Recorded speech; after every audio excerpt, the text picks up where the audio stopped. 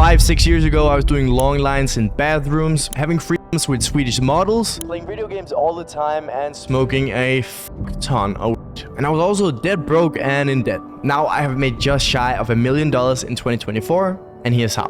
Now this might sound cool to someone, thinking, I've never had a freedom. And yeah, of course, it was fun. But how much food does fun put on the table, and how much gas can you put in your Lambo paying only with fun? None. And that's also not what it's about. It's not about the cars, the watches, the shiny materials that only signal status. No.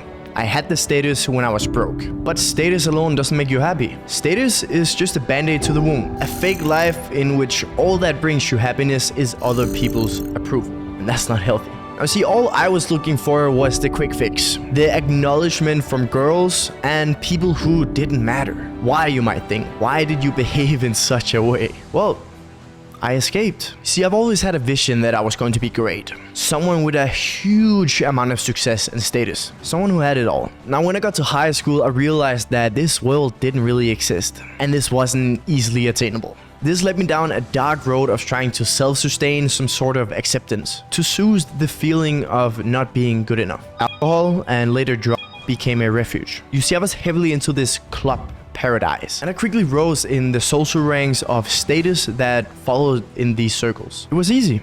Easy to be good enough. Easy to fit in. I became the guy with the girls who everyone knew. You see, everywhere I went, I always had 5 to 30 girls with me. And all these clubs in Denmark, they were reaching out to me, trying to recruit my skills as a promoter or a straight up pimp, I don't know. I had it all. All the free bottles I could wish for, all the guys who wanted to be my friend, and all the girls were lying at my feet because I was the guy who could get shit done. I was the guy who could secure a good night out and could invite them to the status-filled tables, the VIP lounges, the free bottles, etc. Toilets, tables, and beds were the places that I spent most of my time. I was so fucked up that every weekend, and someone in the weekdays too, I went on a 2, 3, 4 day bender, all to get girls and shovel driveways of snow. One time, I invited 2 Swedish girls with the most illustrious bodies and the biggest of breasts to a hotel called Manon Le Suite in Copenhagen. I was broke, and I spent my last money on this, including a little bag to help with the festivities. You see, the girls had met me at one of the most popular clubs the week before, and they saw my influence is this little place with 500 people, and they were hooked on it.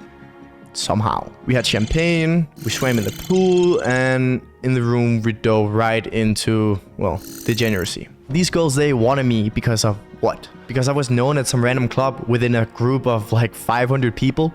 500 people. I started to hear a faint voice in my head. Something that told me to get out of this shithole that I have dug for myself and conquer the world in the right way. Actually accomplish something other than just status. Something that was worth it. Don't worry, I'm just giving you my story here. I'm not trying to sell you anything in this video. So what I did was I re-examined the life that I was living and the possibilities that the world it presented. I was still in high school here. I was like 18 years old, and the girls I was with were usually 22 to 26. So weird. But that's how it was. I guess they like my energy or I don't know. But I looked at this world, what my future after high school would look like, and damn, that future, like the traditional, normal way, didn't make any sense to me.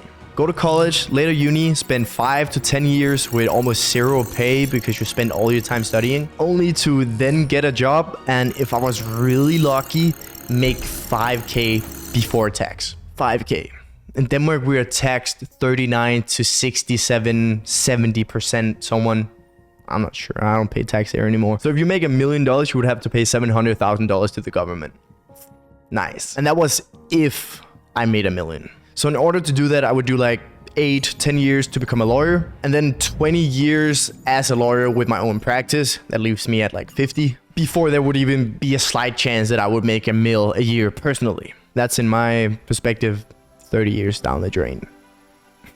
Well, if you like working and if you like that law stuff, if you like, you know, the traditional way, I don't blame you. Go for it. It's for most people. But I'm not most people. And now I'm 23.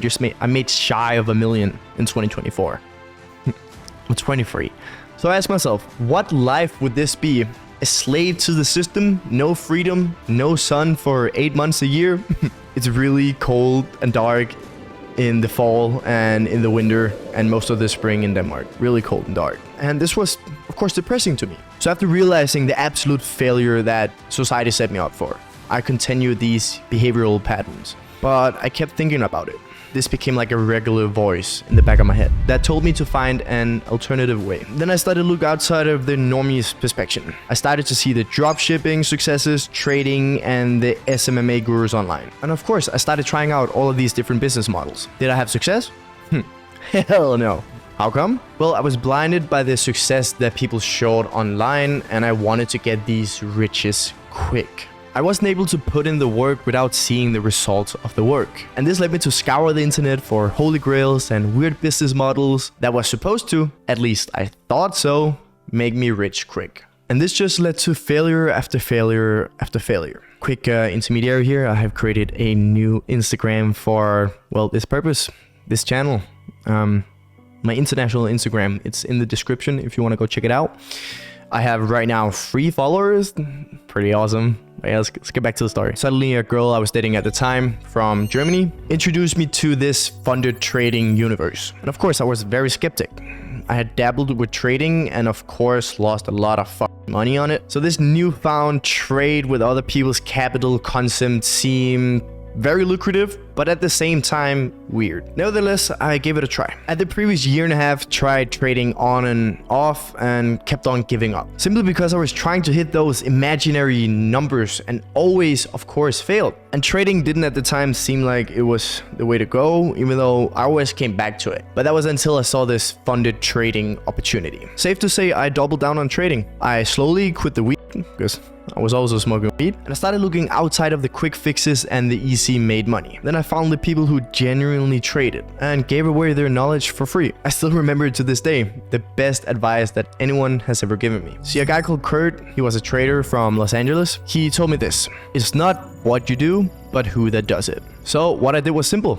I scratched almost everything that I have ever learned about trading and went back to the basic principles of how the market moved. And then I started looking at me as the solution. I needed to figure out the who that does it part. And then I started to build this framework around me as an individual person and around how the market moved. So I combined it. And this framework led me to profitability in only 6 months' time. Well, not exactly. I had tried for a year and a half prior. But all I did then was probably what a lot of you do right now. Trying, giving up, trying new stuff, giving up, new shiny object, trying that out, giving up. New business model, new trading strategy, trying it out, giving up. And after 1 year of being profitable, I started to live very well off of it. I was traveling and I was living my life on my own terms. I wish I would have documented it. Fuck, man. But through the earlier attention that I got and the status that I had, which had now vanished, because I literally just slam dunked the entirety of my earlier life into the trash bin. Therefore, I was very scared of how everyone would judge me and react to my very weird choice of life. And in Denmark, we have this unspoken law, which is called the law of Jante. And I see this law everywhere. It's fucking terrifying. It has 10 commandments, and let me just sum them up real quick. Do not think that you are anything special. Do not to think you are as good as we are. Do not to think you are smarter than we are. Do not to think you know more than we do. Do not to think you are more important than we are. Do not to think that you are good at anything. Do not to laugh at us. Do not to think anyone care about you. And do not to think that you can teach us anything. Fucking crazy, right? So this basically says that everyone is the same, no one is better than anyone, and we should all just live in mediocrity. Right. Fuck that. Mediocrity, my ass. Therefore, I didn't document it. I kept it to myself. I started out with YouTube when I was 15, 16, and I started documenting my life. I was doing a lot of gymnastics at the time, and I will, if you guys want it, just comment down below if you want it. I'll release the videos. I got around like 300,000 views in total, which was pretty great, but people were like laughing at me and like calling me out. And well, I've always been very insecure, never really had a lot of friends. It was very niche friends I had, like gym friends and then scooter friends, and well, then gaming friends. Never really had like any good friends. I do now because, well, I found the right people around me. Getting an apartment with 2 of my best mates. Well, we already got an apartment, penthouse apartment in Bangkok, which I'm gonna take you guys to. But I've always been very insecure, never really felt like I've fitted in. So now I'm documenting everything because I frankly don't give a shit anymore. Fuck people, fuck what people think. And if you care what other people think of you, I get it. It's harsh. But if you have big dreams and if you want to do something really nice in this life, just go for it.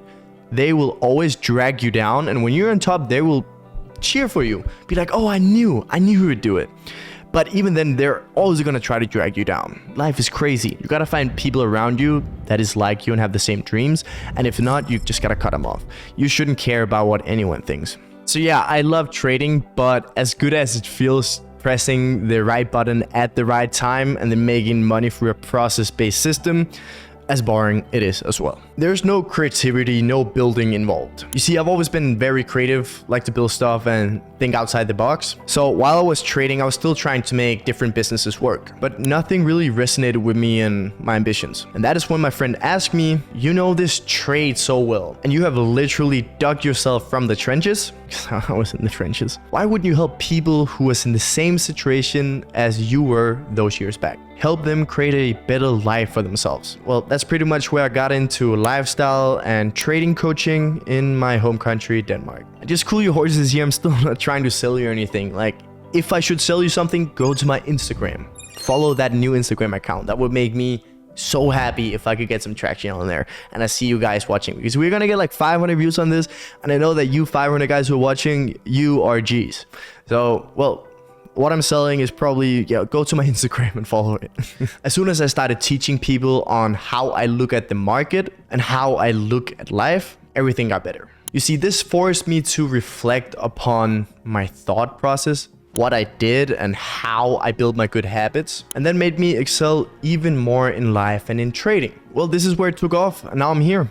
Almost 6 years later from my junkie, druggy, sex fanatic phase, or whatever you want to call it. And I've come to a realization, because I got very lost in 2023 and part of 2024, but that is for another video. But to short it, my realization is that I have a purpose, and this purpose is to help and inspire like-minded individuals. Hence, these videos you're watching here on my channel. So my goal is to simplify the journey to becoming a successful individual who earns more money than the average person and enjoys a freer, more fulfilling life. So this is what I'm working towards, and I sincerely hope that you join me on this journey. So let's conclude this. This is what I have learned throughout my many years of hard work, failures, and dedication. You gotta understand that nothing comes easily, but it still comes as easy as working a 9 to 5 every day. It is really not that hard to achieve more than 99% of the population. It doesn't require much. All it requires is literally to be delusional enough to think that it's actually possible and that it's attainable for you. Then from there, you can work towards it. If you do not feel it deep down into your bones, into the center of your heart, your mind will automatically limit itself. So this is a nugget. All it requires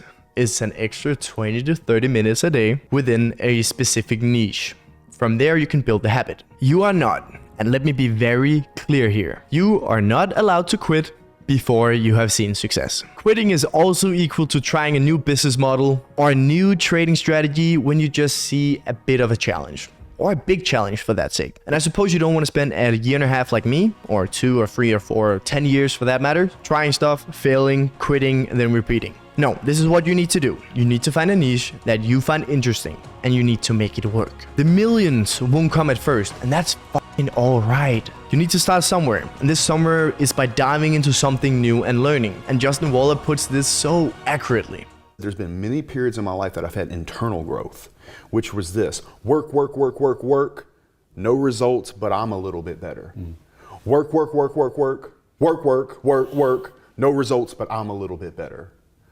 Work, work, work, work, work, no results, I'm a little bit better. Work, boom. Just got paid. I just got paid. And it looks like overnight success. Yeah. It's like, oh shit, it happened in a year. No, bro, it doesn't.